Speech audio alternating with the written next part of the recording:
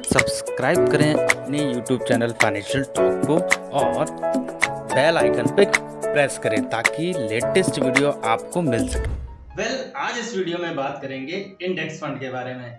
दोस्तों, index fund एक ऐसा फंड होता है जो कि पैसिवली मैनेज होता है और इस फंड में इक्विटी का एक्सपोजर रहता है और ये फंड किसी न किसी इंडेक्स, जो इस फंड का नाम है, उस इंडेक्स को रिप्लिकेट करता है और इसमें जो एक्सपेंस रेशियो होते हैं दोस्तों वो काफी कम होते हैं। इसमें फंड मैनेजर का जो हस्तक्षेप होता है वो भी काफी कम होता है, तो फंड मैनेजर की फीस भी काफी कम होती है दोस्तों।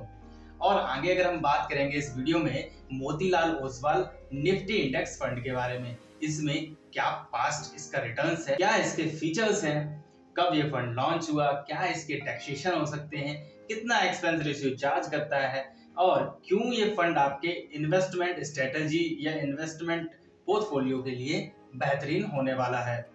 दोस्तों, क्यों आपको इसमें इन्वेस्ट करना चाहिए या इन्वेस्ट नहीं करना चाहिए, ये सारी चीज हम इस वीडियो में डिस्कस करेंगे। तो मेरा नाम है संदीप सिंह और आप देख रहे हैं फाइनेंशियल टॉक। तो दोस्तों, चलते हैं अपने कंप्यूटर की स्क्रीन के ऊपर। तो चलिए दोस्तों, आज बात करते हैं Motilal Oswal Nifty bank index fund के बारे में।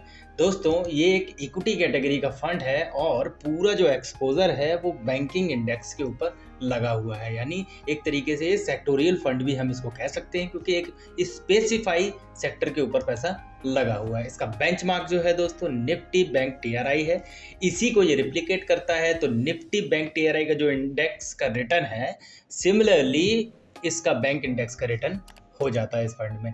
हम आगे बात करते हैं इसके लॉन्चिंग डेट की। तो जो लॉन्च हुआ है ये 6 सितंबर 2019 को ये लॉन्च हुआ है दोस्तों। तो ज़्यादा पुराना फंड्स नहीं है, नया फंड है और तकरीबन 4 साल हुए हैं इसको। आगे बात करते हैं इसके फंड मैनेजर्स की। तो फंड मैनेजर जो हैं इनके स्वप्निल पी मयेकर हैं, जो कि इस फंड को अगस्त 2019 से मैनेज कर रहे हैं। दोस्तों, इनका जो एक्सपीरियंस है 17 साल का एक्सपीरियंस है। वैसे इस जो इंडेक्स फंड्स होते हैं इनमें फंड मैनेजर से ज़्यादा मतलब नहीं होता है क्योंकि ये पैसिव फंड होते हैं, ये एक्टिवली मैनेज नहीं होते। जब कोई फंड एक्टिवली मैनेज होता है तो उसमें जो फंड मैनेजर है उसका सीधा उसका जो हस्तक्षेप उसका डायरेक्ट होता है क्योंकि वो एक्टिवली मैनेज होते हैं। पैसिव फंड है ये टोटली जो डिपेंड होते हैं इंडेक्स के ऊपर होते हैं। दोस्तों, आगे जो हम बात करेंगे इसके पास्ट रिटर्न्स के, तो past returns as a index fund काफ़ी बेहतर हुए हैं। जो फंड रिटर्न्स है, 1 साल का अगर फंड रिटर्न्स की हम बात करें तो 15.2% का रिटर्न्स आया है। वहीं 3 साल की अगर बात करते हैं तो 22.7% का रिटर्न दिखाया है इसने।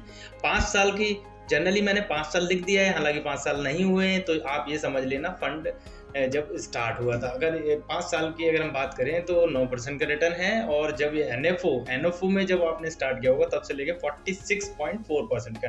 तो देख सकते हैं काफ़ी वॉलेटिलिटी इस फंड में है क्योंकि इंडेक्स फंड का है, काफ़ी उतार चढ़ाव देखने को मिले हैं आपको। और जो कोविड का पैंडेमिक भी इसी टाइम में देखने को मिला है, तो काफ़ी उतार चढ़ाव वाला ये फंड रहा है। रैंकिंग की बात करते हैं तो 1 साल में 12वीं रैंक में है ये, 3 साल में 6वीं रैंक में, 5 साल में 3री रैंक में रहा है। तो देख सकते हैं आप, रैंक भी इसकी काफ़ी कम हुई है। आगे हम बात करते हैं इसके फंड साइज की। तो फंड साइज ज़्यादा बड़ा नहीं है, 296 करोड़ का इसका फंड साइज है। 9 सितंबर की मैं एनएवी आपको 9 सितंबर का एसेट अंडर मैनेजमेंट बता रहा हूँ, तो 296 करोड़ का है, तो छोटा फंड है।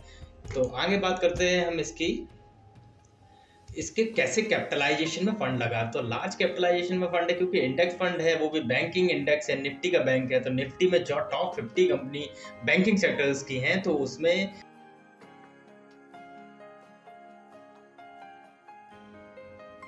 इसका जो एक्सपोजर है वो 94% लार्ज कैप में है। ठीक है, आगे हम बात करें इसके मिड कैप में। तो मिड कैप में भी काफ़ी एक्सपोजर है, 5.94 का। तो लार्ज कैप में जब एक्सपोजर ज़्यादा है तो रिस्क भी काफ़ी कम हो जाता है। ठीक है दोस्तों, आगे बात करते हैं इसके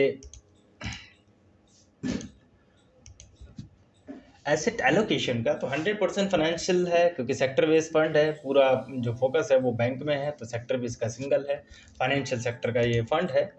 और आगे इसके हम टॉप होल्डिंग्स की बात करें तो HDFC बैंक के 26.2% के एसेट्स होल्ड करता है इस फंड में।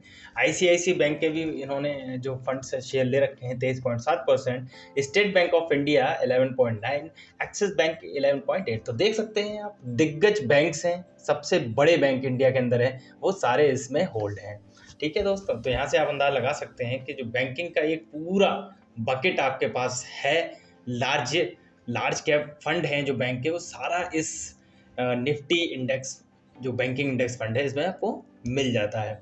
आगे वैल्यूशन की बात करें तो वैल्यूशन काफ़ी ज़्यादा नहीं है। बुक रेशियो है 2.10, अर्निंग रेशियो है 17.6। बुक वैल्यू अनुमान 3 और 2 के बीच में काफ़ी अच्छा होता है। अर्निंग रेशियो 17 से लेके 20 या 21 तक काफ़ी जो कह सकते हैं ठीक ठाक ही रहता है।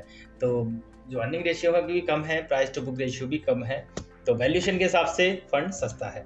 अब सारी चीज़ वैल्यूशन पे डिपेंड नहीं होती, रिस्क रेशियो काफ़ी इंपॉर्टेंट हो जाते हैं। एक रिस्क रेशियो में जेनसन अल्फा की बात करें तो जेनसन अल्फा दिखाता है कि फंड का जो रिस्क एडजस्टेड रिटर्न्स है काफ़ी पुअर है। जेनसन अल्फा अगर आपका पॉजिटिव है तो फंड अच्छा होता है, हायर द बेटर इसका कोट होता है। आगे हम टेन्योर रेशियो की बात करते हैं तो टेन्योर रेशियो जितना ज़्यादा होगा उतना फंड अच्छा होगा। तो जो इसका कैटेगरी है एवरेज है तो -0.15 है, तो कैटेगरी एवरेज से अच्छा रिटर्न है, तो हम कह सकते हैं कि टेन्योर रेशियो काफ़ी अच्छा है। यहाँ पे Sharpe ratio higher the better होता है, तो यहाँ पे शार्प रेशियो अपने कैटेगरी एवरेज से अच्छा परफॉर्म नहीं कर रहा। आगे बात करते हैं स्टैंडर्ड डेविएशन की। जो आपने जो प्रीवियस देखा था, पास्ट रिटर्न्स देखा था, इतना वॉलेटिलिटी क्यों आ रही थी, तो वो स्टैंडर्ड डेविएशन का होता है सीधा सीधा। स्टैंडर्ड डेविएशन मतलब ये होता है कि जो आपको यहाँ दिख रहे हैं 1330.53% में अगर हम देखें तो आपका जो फंड ने रिटर्न मान लीजिए 10% दिया है, तो 10% के ऊपर इसको जोड़ दीजिए, यानी 10 + 30 यानी 40% तक फंड आपका ऊपर जा सकता है, माइनस भी 40% हो सकता है। ये होता है वॉलेटिलिटी। तो स्टैंडर्ड डेविएशन जितना कम होगा तो उतना फंड में उतार चढ़ाव होगा। आगे बात करते हैं बीटा की, तो बीटा जनरली 1 होता है इंडेक्स का, अगर बीटा 1 से कम है तो फंड अच्छा है। ठीक है, अगर इनकी ज़्यादा जानकारी लेनी है तो एक सेपरेट वीडियो मेरे चैनल पे पड़ा हुआ है, तो वहाँ जाके आप डिटेल वीडियो ले सकते हैं, कैलकुलेशन भी ले सकते हैं, एक्सेल के ऊपर मैंने समझाया है, तो आपको बेहतर समझ में आएगा। तो डिस्क्रिप्शन लिंक है और आई बटन में जाके आप इस वीडियो को देख सकते हैं। आगे बात करते हैं हम इसके एक्सपेंस रेशियो की। तो एक्सपेंस रेशियो अगर जो इस कैटेगरी है उससे एक्सपेंस रेशियो कम है, कैटेगरी में 0.42% के हैं और एक्सपेंस रेशियो एक्चुअल है 0.21% है, तो एक्सपेंस रेशियो काफ़ी कम है, देख सकते हैं आप। अगर एक्सपेंस रेशियो ज़्यादा कब होते हैं जब एक्टिव फंड होता है, एक्सपेंस रेशियो कम है क्योंकि ये पैसिव फंड्स है। ठीक है, इसमें फंड मैनेजर का ज़्यादा कुछ होता नहीं है। एग्जिट लोड की बात करें तो 1% चार्ज हो जाता है, अगर आप 15 दिन के पहले पैसा निकालते हैं तो चार्ज होता है। तो अगर पैसा निकालना भी है तो 15 दिन बाद आप पैसा निकालिए, यानी यूनिट होल्ड जब करेंगे तो 15 डेज बाद आप यूनिट होल्ड करेंगे तो आपका रिडीम चार्ज बच जाएगा। आगे बात करते हैं इसके टैक्सेशन की। टैक्सेशन बहुत ही इंपॉर्टेंट हो जाता है, और टैक्सेशन क्योंकि इक्विटी फंड्स है तो जो टैक्सेशन है वो सेम इक्विटी जैसे लगेंगे। शॉर्ट टर्म कैपिटल 15% आपको देना पड़ेगा और लॉन्ग टर्म कैपिटल गेन 10% आपको देना पड़ेगा। अब इसमें एलटीसीजी में गवर्नमेंट एक छूट देती है कि अगर आपका जो कैपिटल गेन है, यानी जो आपको उस पर फ़ायदा मिला है, अगर वो 1 लाख से कम है या 1 लाख तक है तो आपको एलटीसीजी देने की ज़रूरत नहीं है। अगर उससे ज़्यादा होता है तो फिर आप उसके ऊपर आप 10% पैसा आपको गवर्नमेंट को देना होगा।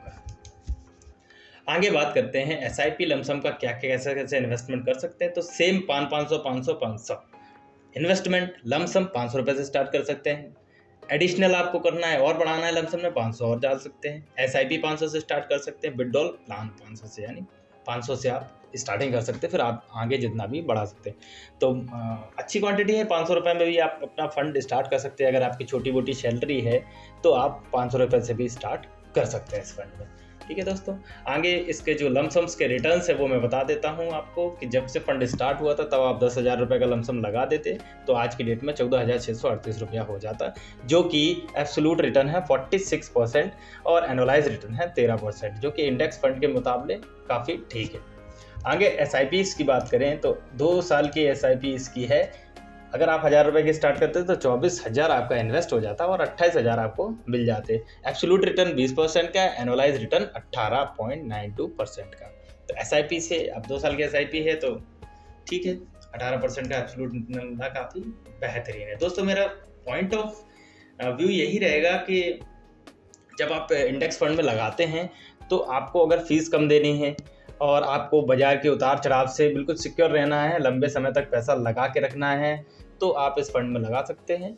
बाकी इंडेक्स फंड में एक्टिवली तरीके से ज़्यादा फ़ायदा होता नहीं है। एक्टिव फंड में काफ़ी ज़्यादा फ़ायदा हो जाता है क्योंकि उसमें फंड मैनेजर का जो उसका फंड मैनेजर की सूझबूझ से वो फंड में पैसा लगता है। दोस्तों एक चीज़ मैं और क्लियर कर देता हूँ आपको कि आप कमेंट में मुझसे पूछते हैं कि सर ये फंड में पैसा लगाना चाहिए नहीं लगाना चाहिए। दोस्तों मेरी एक जनरल एडवाइस नहीं है क्योंकि मुझे नहीं पता कि आपके पोर्टफोलियो में कौन कौन से फंड हैं और कौन कौन सी चीज़ आपने अदर सिक्योरिटीज़ आपके पास क्या क्या हैं, आप रीट्स में पैसा लगा रहे हैं, इंडेक्स में लगा रहे हैं, शेयर खरीद रहे हैं, तो मुझे कुछ भी आपका पता नहीं है। तो अगर आप पूछना ही चाहते हैं तो सिंपली एक परफॉर्मा बनाइए, अपनी एज बताइए, आपके अदर्स बताइए, आपका कितना होल्डिंग कहाँ कहाँ पे है और अपना सिंपल ये बता दीजिए आप कितना % रिस्क लेना चाहते हैं और आपका टाइम फ्रेम क्या है, उस फंड का आप क्या करेंगे इन फ्यूचर में। तो ये 3-4 चीज़ें आप हमें बता के पूछ सकते हैं, तो मैं आपको जो पोर्टफोलियो है आपका उसकी गाइडलाइंस दे सकता हूं। दोस्तों वीडियो कैसी लगी? अगर वीडियो अच्छी लगी हो तो दोस्तों लाइक करें, चैनल को सब्सक्राइब करें ताकि लेटेस्ट नोटिफिकेशन आपको वीडियो की मिल सके। और अगर वीडियो अच्छी लगी हो तो प्लीज ज्यादा से ज्यादा शेयर भी कर दें। और वीडियो देखने के लिए धन्यवाद।